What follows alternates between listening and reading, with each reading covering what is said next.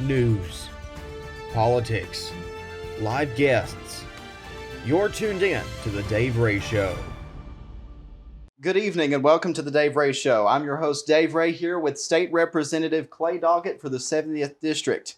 Representative Doggett is a member of the 112th General Assembly, serving his second term as a member of the House of Representatives, representing Giles and parts of Lawrence County. He is part of the Tennessee Firearms Association and National Rifle Association. He is also involved with the Lawrence and Giles Chambers of Commerce and a board member for the Giles County Youth Baseball. Thanks for joining us, Clay. How are you? Wonderful. Thank you. Excellent. Excellent. Well, we're so glad you're here. We're glad you took some time out of your busy schedule to come and talk to us just for a little while. So tell us about your daily schedule as a representative and what you enjoy most about serving in this position. Oh, wow. So while we're in Nashville or when I'm in the district, which one? Both. Both? Okay. So session begins in January, runs through second week of May, usually. And so when we come in January, it's really filled up with a lot of meetings and things, some organization that we go through. We don't really start with any legislation on the floor to come out right out the gate, but we spend a lot of time, especially the first year that you're there, you're kind of learning where you go and how things work. And so after about the first couple of weeks, you get committee assignments. Mm-hmm.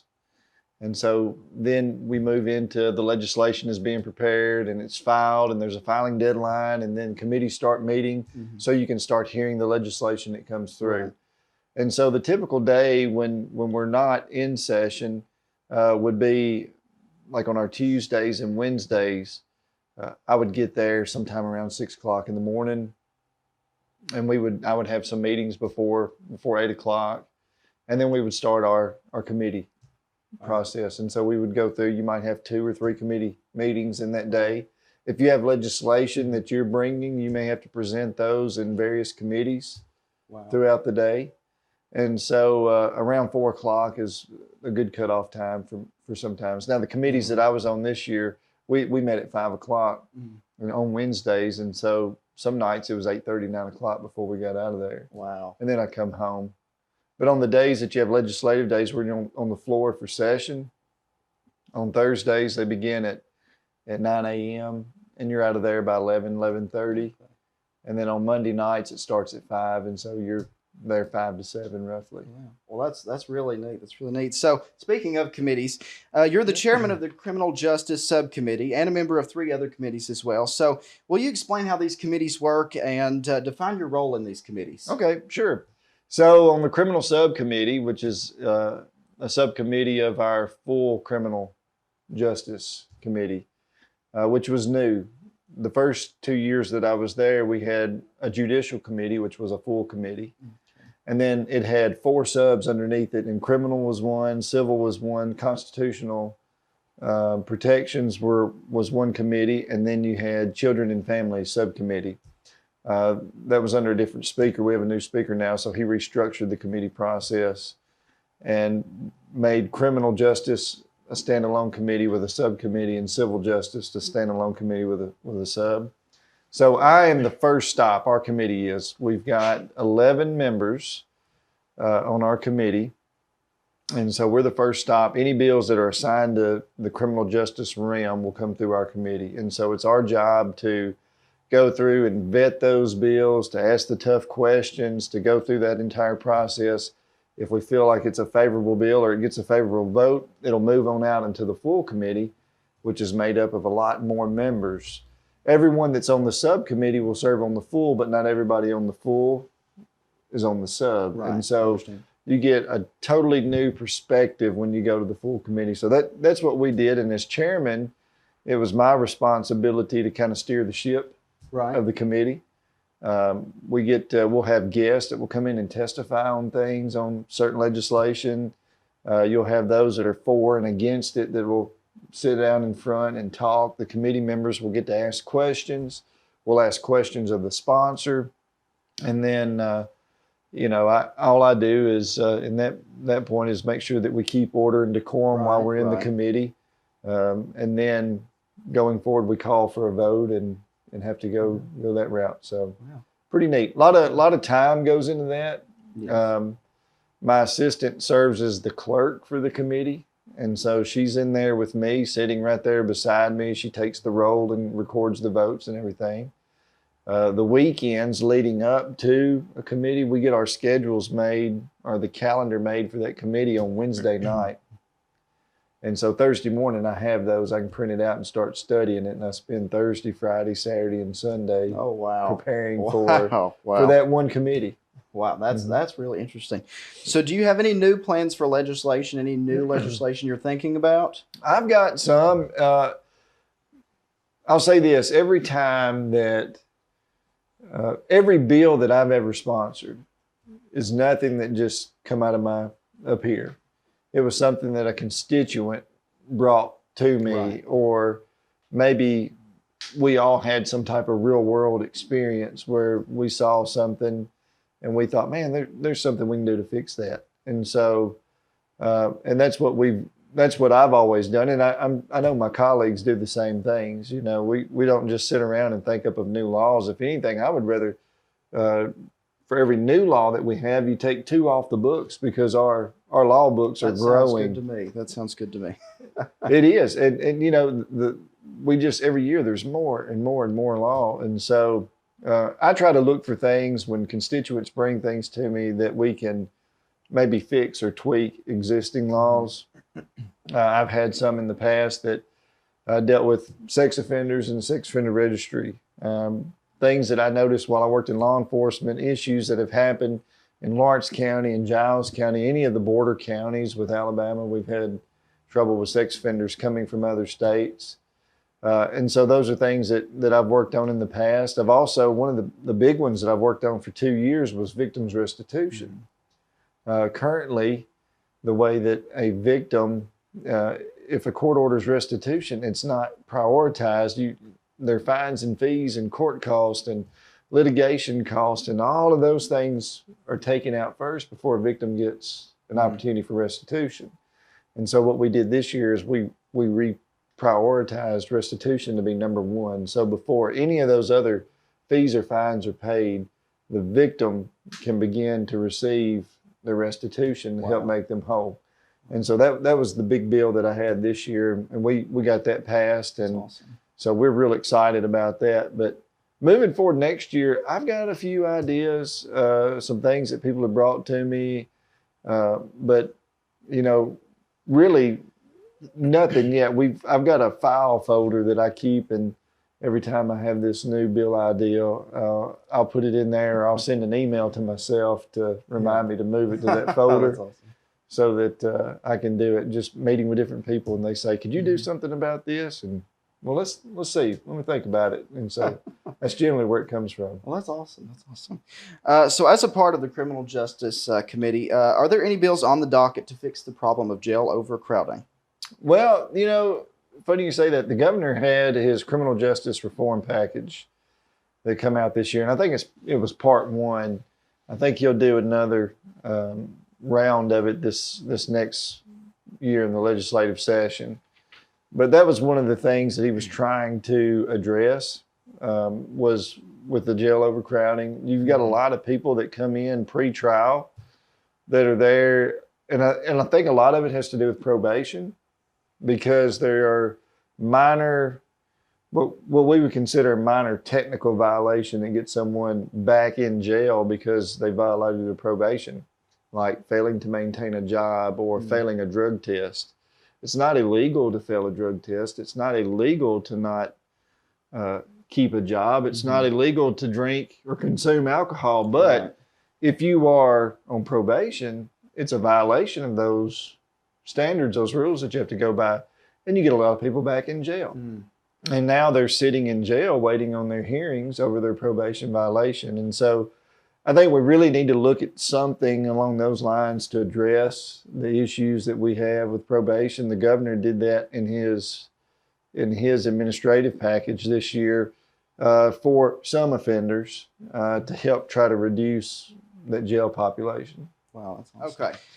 2 aircraft with immigrant children have landed in Tennessee with no notice to the state government. What is the General Assembly's take on these actions?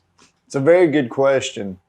So back, I don't know, maybe 4 or 6 weeks ago, I started having constituents call and they were sending me articles. They were texting me things from news outlets that I'd never heard of before, saying that they had landed these planes in the dark of night, have landed in Chattanooga, and they're loading these kids on buses and dispersing them throughout the state.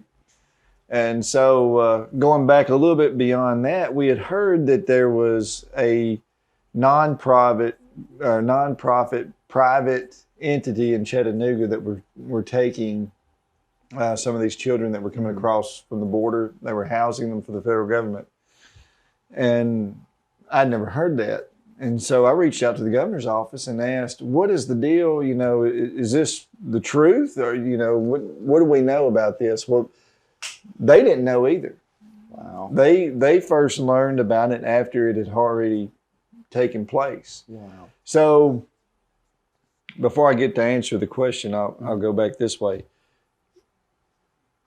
Private entities can contract with the federal government just like private entities can contract with the state government. And when they contract with the federal government, the state governments don't always know that. And we didn't know that this was happening until media outlets are reporting it. And then when you have these planes that are landing now, we've been watching this to see exactly what we can do. And just speaking with the governor, his office just a couple of weeks ago about this, they were wanting to find out. He's been in conversations with President Biden, asking, you know, trying to get answers as to why this is happening and where it's going, and have been to no avail.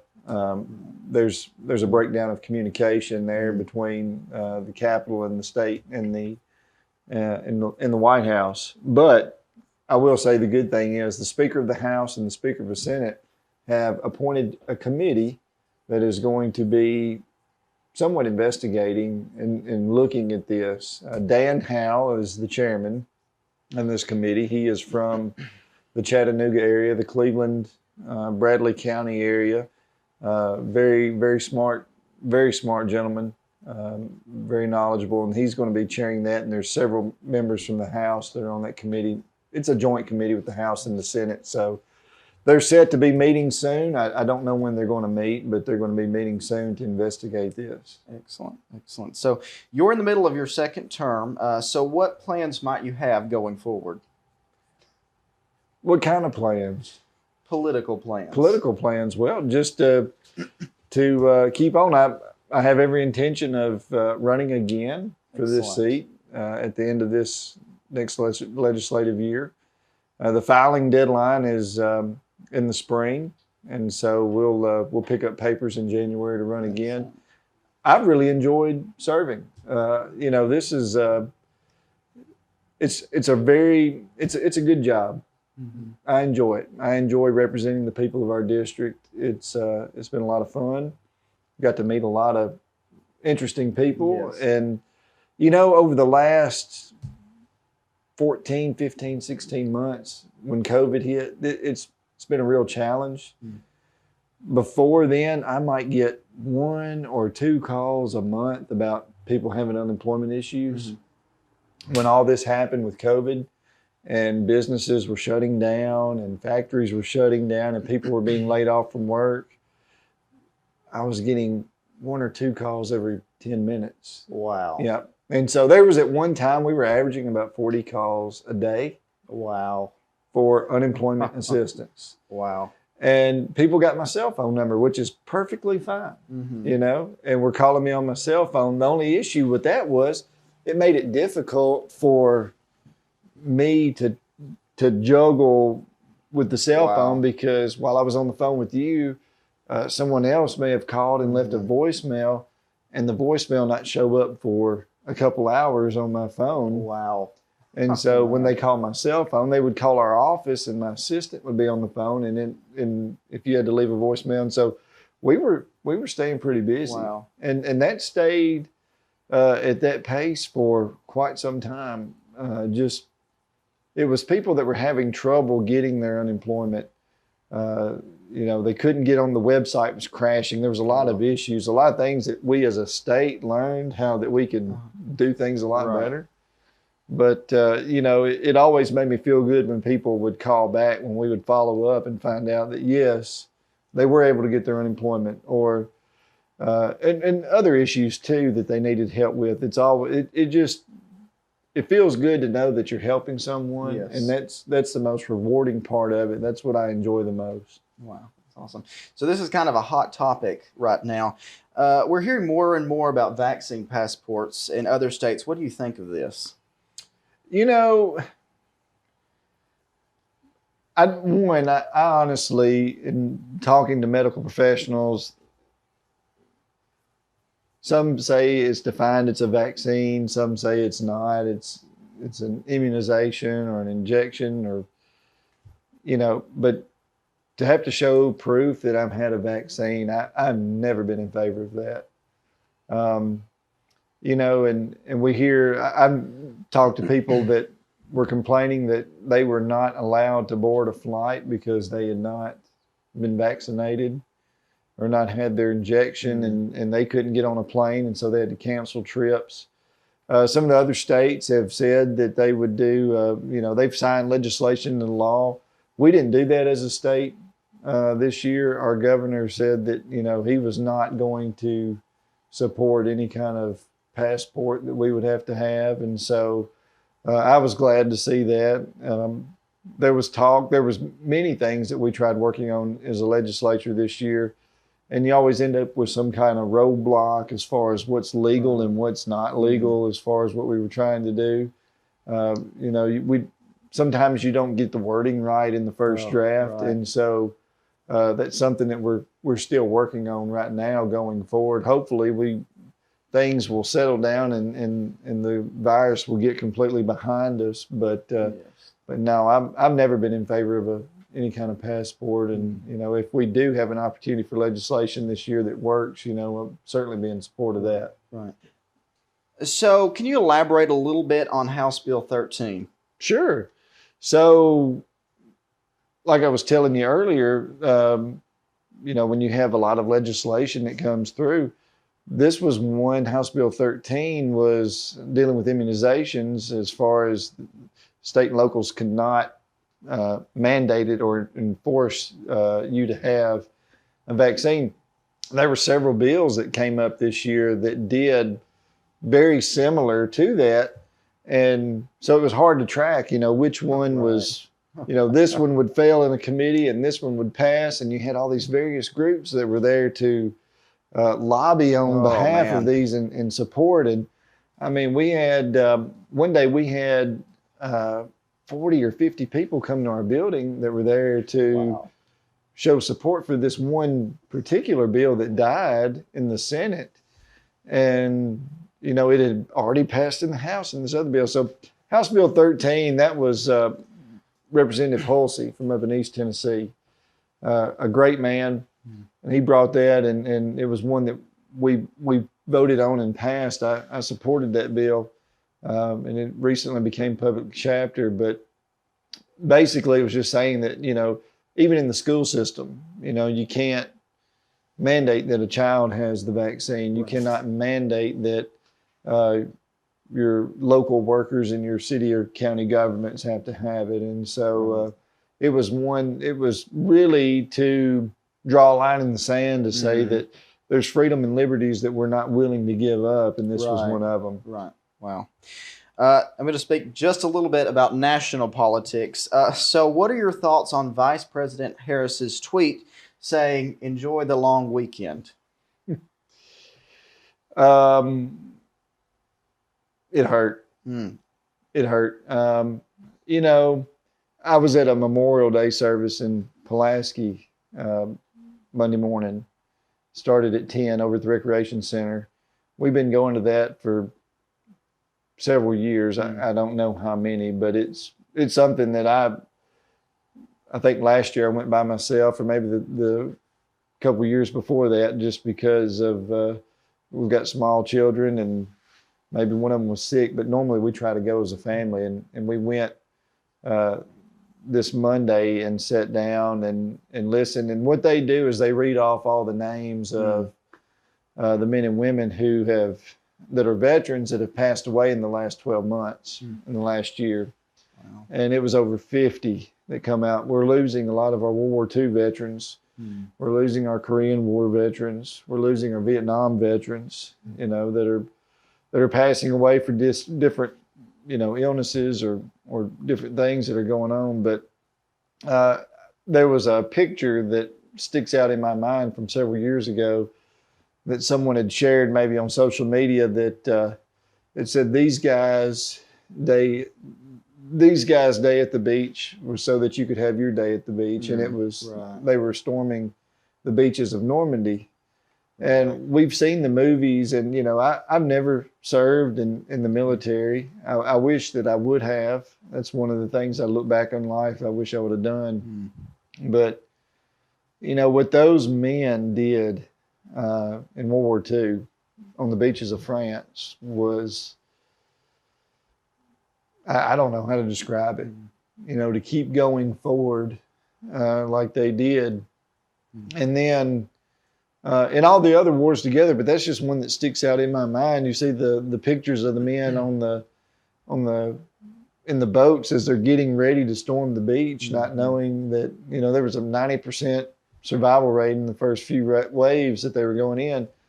But Memorial Day is about remembering those who made the ultimate sacrifice, who have died protecting our freedom so that we could have a good long weekend. Yes. And so it really bothered me. I think of Memorial Day as a very solemn day. It's a day of remembrance. It's a day of honor and respect, and it's not just a long weekend.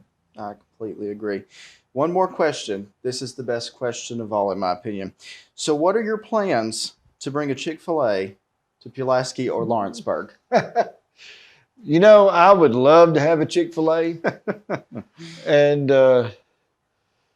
every time that there's a building that gets torn down and there's a vacant lot, and they put gravel out, someone will say, "What's coming in there?" And I'll say, "Chick-fil-A." And so it gets everybody all tore up. And I'm like, no, I don't know what's coming in there. It's, It's either that or a dollar store. Or a dollar store. Most likely, It's the dollar store. Dollar stores, if you'll throw a receipt out on the ground and pour a little water on it, a dollar store will grow. That's true. Wherever it's at. But no, I would love to have a Chick-fil-A. And I think Lawrenceburg, in all seriousness, Lawrenceburg is probably the better location for a Chick-fil-A. Just based off of the population that we have in Lawrence County. A Chick-fil-A would do really, really well here. It would do great in Pulaski too, but we just don't have the numbers. And that's what a lot of the restaurant chains are looking for, is for the amount of people, the population in the area.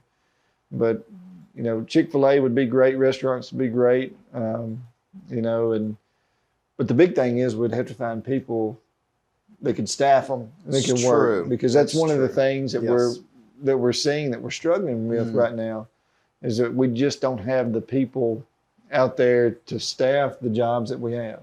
Right. Well, Clay, thank you so much for joining us this Friday. Tune in next Friday, Facebook, YouTube, Apple Podcast, and Spotify. Thanks for tuning in.